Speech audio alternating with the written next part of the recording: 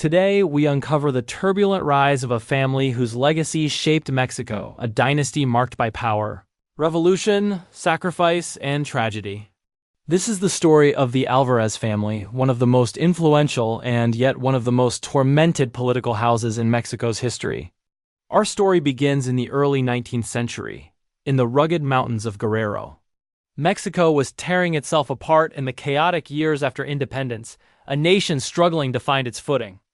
At the center of this storm stood a man who would become the patriarch of the Álvarez Dynasty, Juan Álvarez. He was a commander, a revolutionary, and later the president of Mexico. Juan Álvarez fought under the legendary José María Morelos during the War of Independence. After Morelos was captured and executed, Álvarez continued the fight, almost alone, in the mountains of southern Mexico. He was a survivor, enduring ambushes, betrayals, and political persecution. His allies believed he had a guardian angel protecting him. His enemies said he was just too stubborn to die. But those same enemies also whispered that his house, his entire lineage, was cursed, because every political victory he achieved seemed to come at the price of blood. By the 1840s, Juan Álvarez had transformed from a lone guerrilla fighter into one of the most powerful warlords in Mexico. His home wasn't a peaceful hacienda filled with laughter and comfort. It was a military headquarters, a nerve center for rebellion. His sons, Diego and Ignacio Álvarez, grew up not with toys but with swords and strategies, joining their father in battle from a young age. When the infamous Antonio López de Santa Anna returned to power in 1853, declaring himself dictator for life, the Álvarez family refused to bow. They became the architects of the Plan de Ayutla, the rebellion that finally overthrew Santa Anna and ushered Mexico into a new political era. For his leadership, Juan Álvarez became president of Mexico in 1855, but his presidency was short-lived. He was a man of the battlefield, not the palace. He felt confined by the walls of the National Palace in Mexico City and soon handed power to his trusted ally, Benito Juárez, setting the stage for the Great Liberal Reform. It is here, at the peak of their influence, that the whispers of a curse begin to feel real. With their father a national hero and their ally Juárez in power, Diego and Ignacio Álvarez became powerful symbols of the liberal cause. But with great power came even greater enemies. During the brutal reform war that pitted liberals against conservatives, the Álvarez family became a specific target. Conservative forces burned villages suspected of supporting them, assassinated their allies, and launched repeated attempts to capture the brothers. One dark night on a treacherous mountain road, Ignacio Álvarez was ambushed. He fought for his life and survived, barely. But the attack left him permanently scarred, a constant physical reminder of the hatred directed at his family.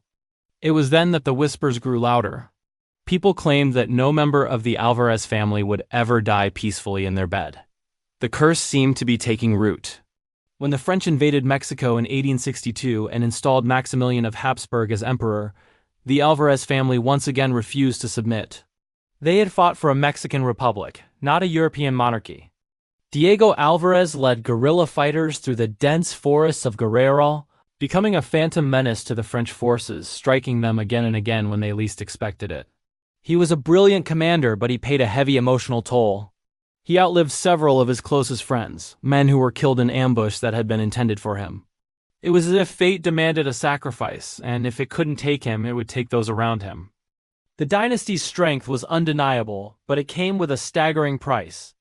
After years of bloody conflict, the French Empire in Mexico finally collapsed and Benito Juárez's republic was restored.